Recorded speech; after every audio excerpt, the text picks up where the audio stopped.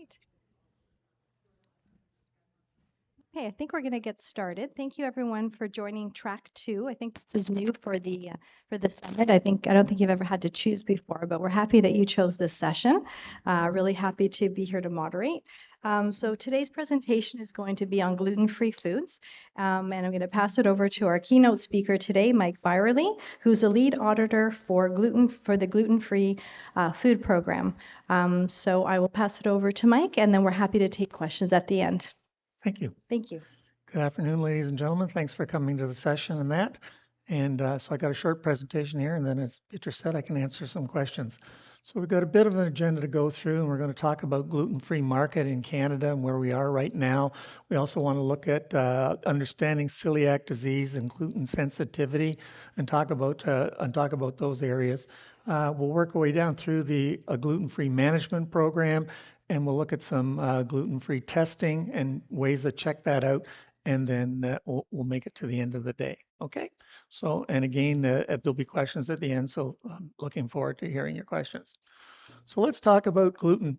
We all have heard of gluten and gluten-free in the past, but what's really interesting is that the gluten-free market is really starting to expand in Canada, in the world in general. More and more people are becoming aware of it, and they're looking at it. When you look at the statistics here, by 2028, they expect the market in Canada alone to be $791 million US dollars in that. So the growth is becoming phenomenal in this market as we move along through time in that. You know, when you look at the fact that people have got issues with gluten. So they're either, as I mentioned earlier, they're either celiac, so they have to be gluten-free, they're gluten intolerant, but there's also a growing number of people that are using gluten as a safer and healthier matter of eating, and that they're looking for it simply because they want to go gluten-free in order to eat healthier in that. So when we look at the statistics of what's going on here and the growth, particularly in some of these markets here in that Nestle, General Mills, PepsiCo and all that, the growth continues to increase as we go along and making sure that people are going to be able to get what they want, but they need to be able to get it properly and safely. So we look at the gluten-free market and gluten-free food market in Canada. Gluten-free restaurants and food services growing like crazy in that. Okay, growing in the last year, been 10% growth in restaurants in Canada alone. And that there are some restaurants that are actually out there that are dedicated gluten free now. And that there's one of the ones that I audit in downtown Toronto there that's totally gluten free. There's other restaurants in that around Canada and North America that are going gluten free too. Some of them are dedicated, some of them are offer gluten-free activities and that, but they're all there. 182% in the last 4 years or 10% in the last year alone. You can see that's a significant growth. And one of the reasons for this growth is that people who are celiac or have gluten intolerance, they're the ones that are deciding if they want to go out to dinner tonight, where they're going to go. And they take the family or the gang with them and they go to those restaurants that could provide gluten-free stuff. So it's really important that those restaurants are there and able to provide that gluten-free food that they need. You know, restaurant food services typically purchase their gluten-free products from other sources and that because again, it reduces it's more convenient, cuts down on prep time, and also makes sure that you don't have to have a whole bunch of ingredients in the restaurant in order to provide that gluten-free. Sorry, I gotta have a drink. So, what is gluten? And this is something that a lot of people need to understand. So what is gluten? First and foremost, we need to know that gluten is a protein, okay? And it's found typically in wheat, barley, it's wheat, barley, rye, and triticale. Okay? So those are the grains that it's found in. Occasionally it's found in oats, but only when those oats have been cross-contaminated in the mechanical equipment that's separating wheat and other products and out. So oats in itself is gluten-free. Oats only become contaminated in the processing and that. So that's what we want to look at. Okay. What does gluten do? What's it there for? It's a binding agent. So when gluten is in the product, like the pastries and stuff like that, bread and pastry doughs and that, it's used as a binding agent in order to make those products get the form that they need and they want and stay together. So when you're looking at that, looking at the binding agent, it's in those the gluten there. Okay. Two ingredients in gluten, subproteins, glutenin and gliadinin. And and these again are part of that binding agent, and they're natural and they can be extracted, concentrated, or used in food and other products needed for protein, texture, and for flavor. Okay. Common uses of gluten, primary bread, milling. Okay. So in pastries, breads, doughs, stuff like that, holding breads together. Certain meats and cold cuts, fish and pasta, also use gluten to hold them together. So when you get things like bologna, hot dogs, they all could potentially have, and other types of cold cuts could all potentially have gluten in them also, in order to bind them together to give them the shape and the format that we're looking for in the products and that. And plant-based foods provide high nutritional values. So by using plant-based foods, reducing or eliminating animal proteins, the meats, okay, give people the protein that they need in that food with the gluten because the meat's not there. So these are all good places where gluten is used in the foods that we eat on a normal basis, on a regular basis. And when we're thinking about these foods and that, this is why we have to be so careful when we're dealing with gluten in the market. Okay. Again, mentioned this a little bit. Common sources: wheat, rye, barley, and triticale. But when you look at some of the other things that are there, wheat berries and derivatives, spelt, farina, okay, wheat starch, malt in its various forms. So some of you may be surprised to know that, for instance, things like malt syrup or malt vinegar have gluten in it, and so it could be dangerous to somebody who is gluten free or is gluten intolerant in that. And then challenging ingredients. Okay, it's used as flavor, so they want to use it to enhance flavors and that. They want to use it to blend coatings of seasoning mixes and that. Seasoning mixes, you think of coatings and that. So shake and bake is a good example. Okay, because it's got flour and wheat and that in it, so it's got protein, but those things are in there. Okay, and brewer's yeast. So the beer has gluten in it unless you're getting a specifically made beer that doesn't have gluten in it. So those are some of the things that we want to look at understanding gluten and where it's at. Okay. Here's some of the surprising places that we can find gluten. And I'll bet you there's a few of these in this room are going to be surprised at this list. When you look at things like beauty products. So some of the products that people are putting on their faces and on their bodies have gluten in it. Could put that person at risk. Okay. Bouillon cubes, candies, cereals, cold cuts, I already mentioned, French fries, gravy, marinades, ice cream. Okay. Things that are labeled as wheat free could still have gluten in it because it may be wheat free, but it doesn't necessarily mean that it's gluten free because of the other grains that may be used in there to put that food at risk. Some medications will have gluten in them because they have the grains in them and that, and they're binding agents and that, mostly from the binding agents side of everything. Oats, we've already mentioned, unless they're certified gluten-free because of making sure that there's been no cross-contamination between wheat and barley and triticale. Okay, meats, processed cheese, salad dressings, sauces, soups, soy sauce, veggie burgers, because remember, we're using the gluten protein to replace the meat. So that's why you're ending up with veggie burgers with gluten in it as opposed to a hamburger, and some vitamin supplements. So it's not just people tend to focus on the food that we put on our plate in front of us.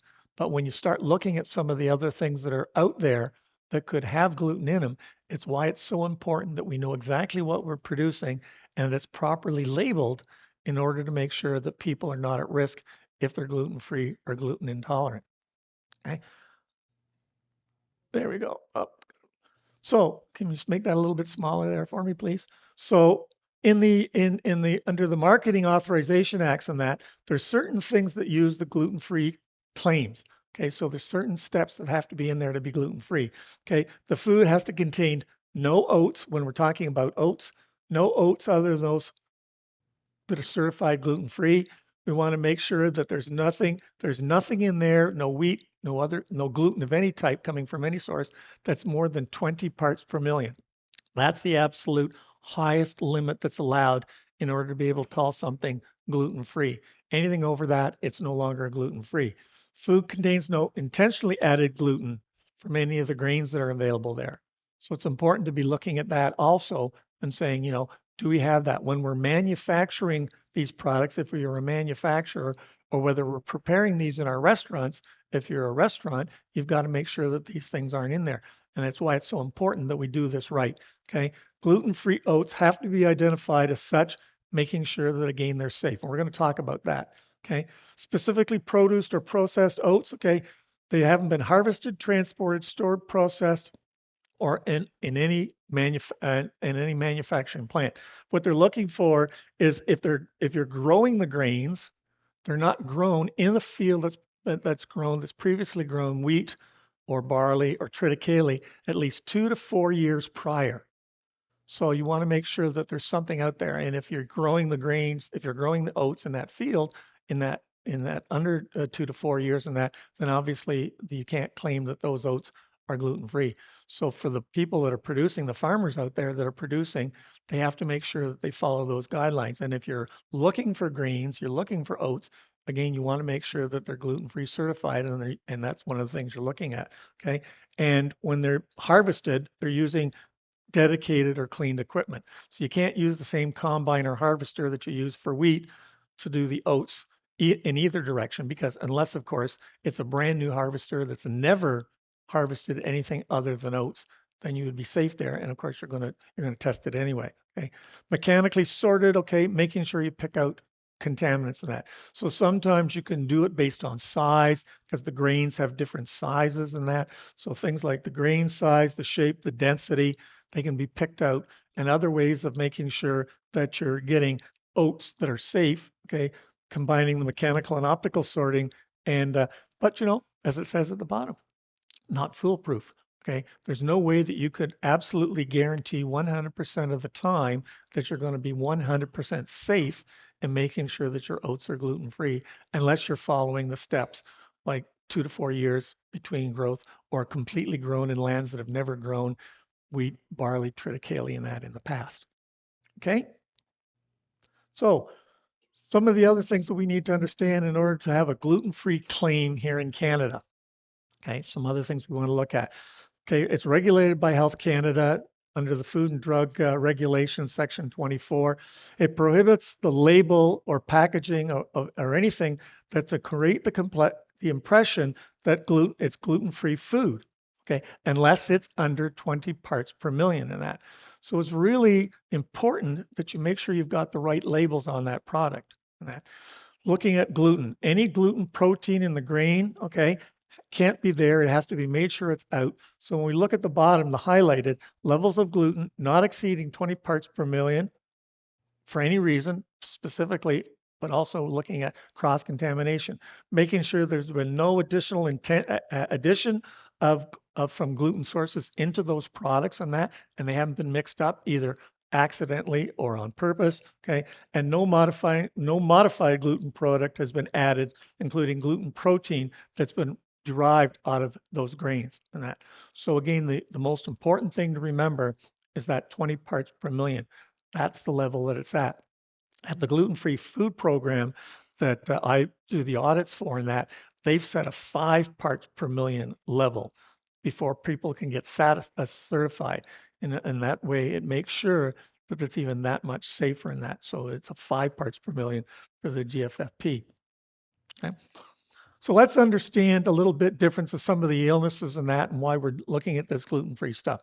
So the two big ones are celiac disease and gluten sensitivity. And they're two completely separate illnesses and that they're not a crossover.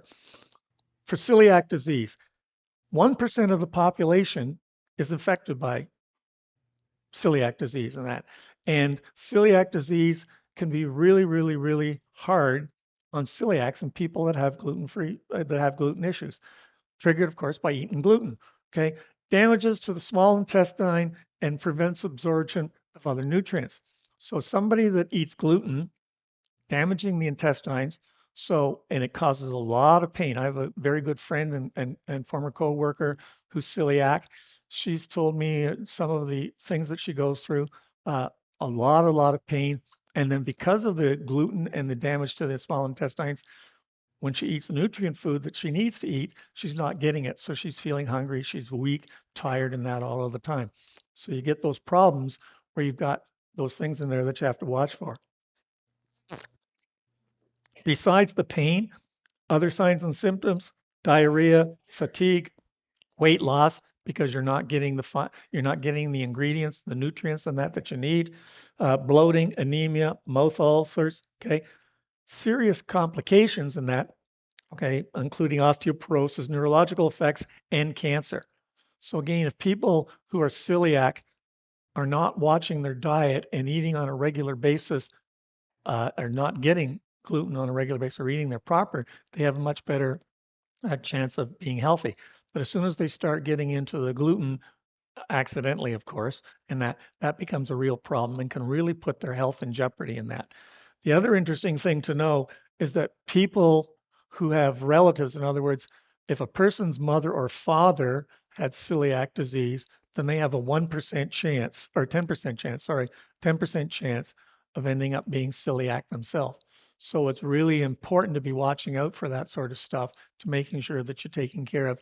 And if, you know, you do have a child, if you are celiac and you do have a child, you want to be paying very close attention to that child's health and making sure that you're getting them checked out for celiac disease before it becomes a problem. That, okay? There's no cure for celiac disease. You can only manage it. And that's the important thing. There's nothing that, no matter what anybody says on YouTube or, or X or any of those other, uh, media stations and that, there's no cure for celiac disease. It's only managing it. Now, the other one is non-celiac gluten sensitivity. It's an autoimmune disease. Okay. But unlike celiac disease, okay, it's not that dangerous. Okay. It has problems. Okay. It affects about 7% of the population, but it's got medical evidence that recognizes that it's real, because a lot of people used to say in the past, well, I had gluten problems and that I'm not celiac, but I've got gluten sensitivity and stuff like that. Okay. And people would not take them seriously. Okay. But it is really a disease out there. Causes inflammatory responses. Okay.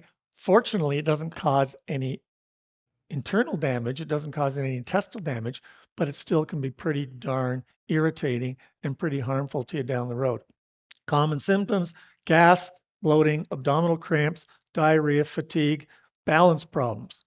Okay. So again, all of those signs and symptoms in themselves can be hard on a person who has the gluten sensitivity. So in that, and that's why again, it's important that people know whether there's gluten in the foods that they're eating or not.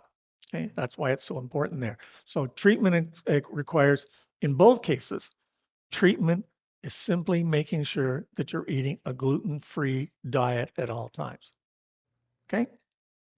So, a gluten-free management program.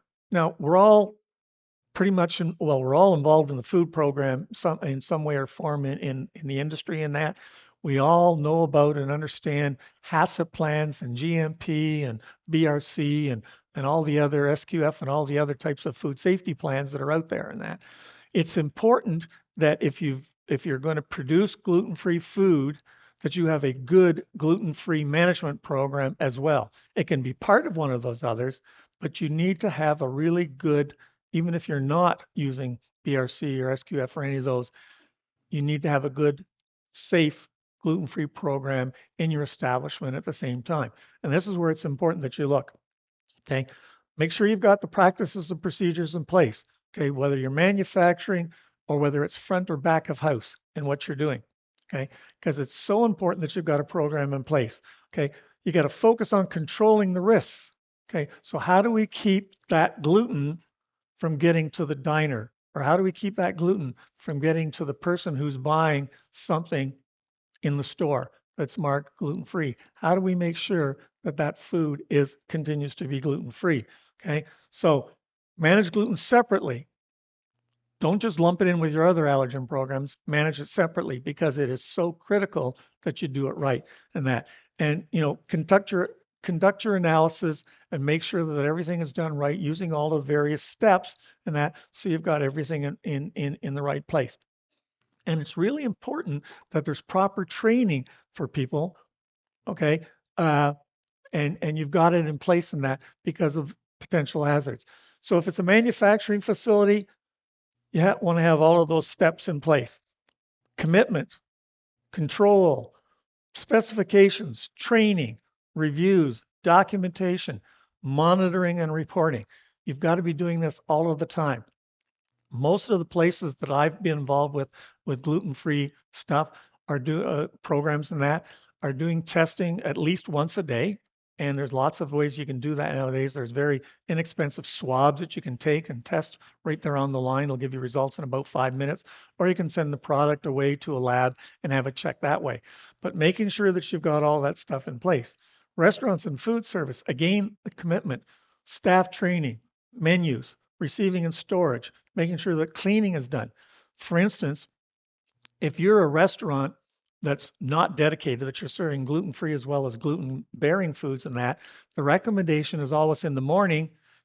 During the day, you keep all of your dishes that you use for gluten-free food, you keep them separate, in a sink or something, and then at the end of the day or first thing the next morning when you've cleaned out your dishwasher, you clean it out, you fill it with fresh water and soap, and you do your dishes then that are going to be gluten free because the dishwater from all of the other dishes could have gluten in it that could stick to the dishes and that. So you want to make sure that you don't have that stuff there. So it's really important that you do that right and that people understand. Here's a good example. A number of years ago, I was doing a food safety review in a restaurant, and I was doing a food safety review in the restaurant, and I noticed that they had gluten-free hamburgers on their menu. So I said to the manager, I said, "Show me how you do a gluten-free hamburger." Okay. So we went to the freezer and he pulled out a plastic bag that had a bun in it. And he says, these plastic bags are designed to withstand the heat in a toaster, so we can put the bun right in the toaster without having to worry about it being cross-contaminated by the crumbs in the toaster. Okay. So he puts the plastic bag in the toaster and he starts it cooking. In the meantime, he goes to the prep table and he grabs one of the wrappers for the hamburger and he puts it on the counter and he gets everything else. He's got everything sort of ready to go. The toaster pops up. He takes the bag with the bun in it. He rips it apart. He uses the tongs. He takes the bun out of the bag, puts the bun on the wrapper paper, takes the hamburger, puts it on the bun, gets the cheese, puts the lettuce and all the other fixings on top there, puts the top on, grabs a knife, cuts it in half, wraps it all up, and hands it to me and says, "There's your gluten-free hamburger." Not even close. Why? Because of the cross-contamination from the tongs and the knife and just the prep counter itself that so many people don't think about when they're thinking about keeping free from gluten. So that's why it's so important that there's good training and that people know what's going on all of the time to protect them and to protect their customers. So making sure that that's all there is always important. So managing gluten thresholds, okay, make sure that you've got testing in place, okay, and not, and make sure you're doing it on a regular basis. Make sure that you're doing that, at all ends. When you're ordering your food, it's coming in, you're checking it, you got the spec sheets and that, you're making sure that you're using your programs, making sure that you've got everything in place, and if possible, third-party gluten-free certification is a good way to go. I guess I could do a little sales, GFFP, the Gluten Free Food Program, but there are other programs out there that do that. But it's really important that you focus on making sure that you're doing every step because it could only take one step in that process that you miss and somebody could have a gluten reaction and it could be very, very damaging to them. Okay, so those are the things you want to look at. So again, for testing, you want to make sure that you follow the programs in that. Okay. And from a Health Canada perspective, as I said, it's 20 parts per million.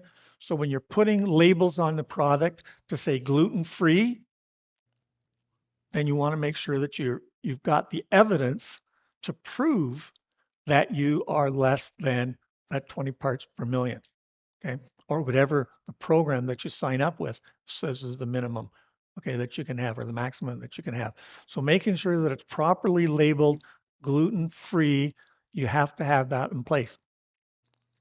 It's unfortunate that there's still a lot of places out there that use the term gluten-friendly, okay, which is really a misnomer, because gluten-friendly, all it says is that in most cases, it just means that there may be gluten in the place. Well, when it comes to celiac disease and gluten intolerance, maybe doesn't cut it. You either have to be gluten-free or you're not gluten-free. There's no in between. Okay. So again, if you're dealing with stuff like that, you want to look at what your policies are and what your program is, and make sure that you're moving forward and getting you safe to keep your customers safe. Because in this day of social media, somebody walks into your restaurant or buys one of your products off the shelves at a grocery store that says gluten-free or whatever, and they get an attack of celiac disease, or they have a response to a gluten intolerance and that, how long does it take for that news to get out to the world in this day of social media? 5 minutes. If you're lucky, you got that long to do it. So it's really important, if you want to maintain your operation safety in that you do it that way. Okay. Questions?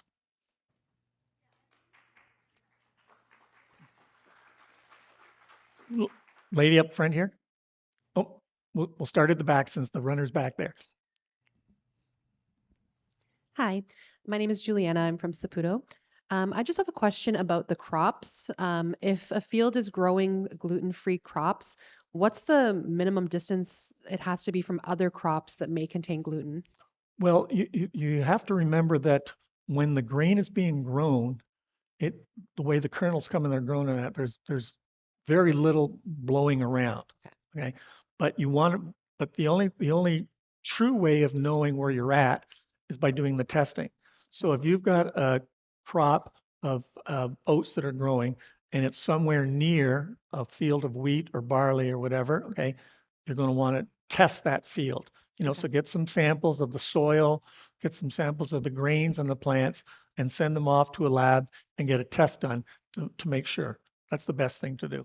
I mean, everybody talks about all sorts of ways that you can do it, but you want to be definitive because it puts people's health at risk. So you want to do it with the lab. Let the lab do it to make sure it's safe.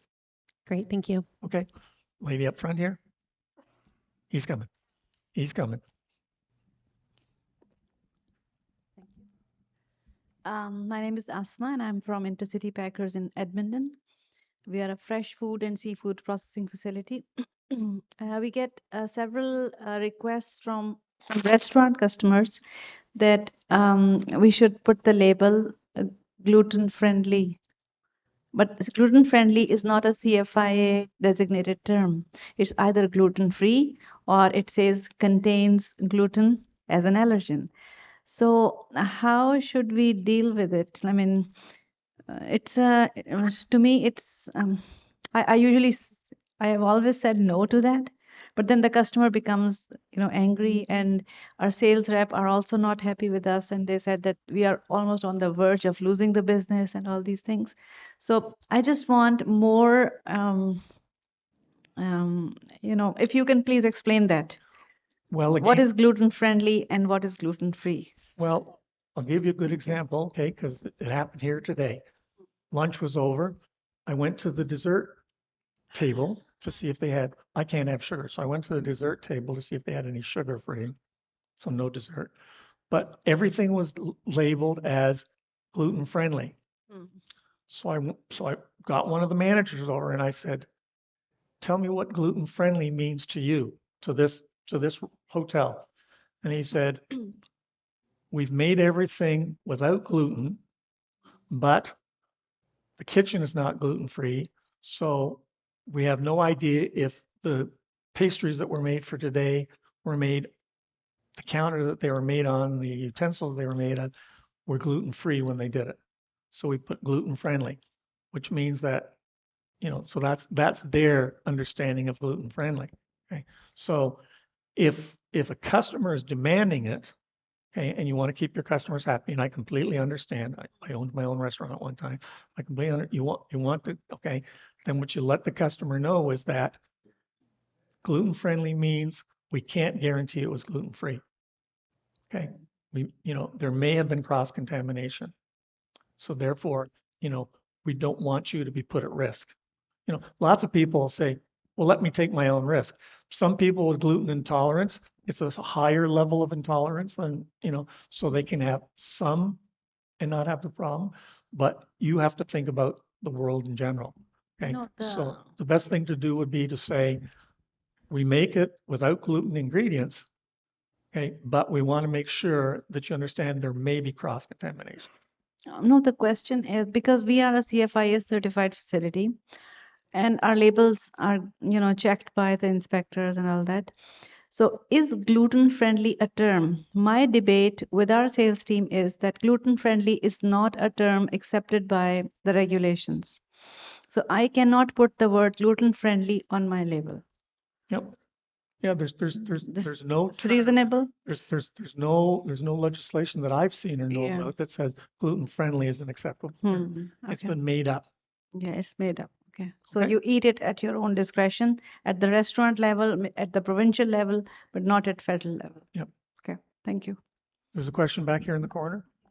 Yep. We're all out of time? Okay, I'm sorry.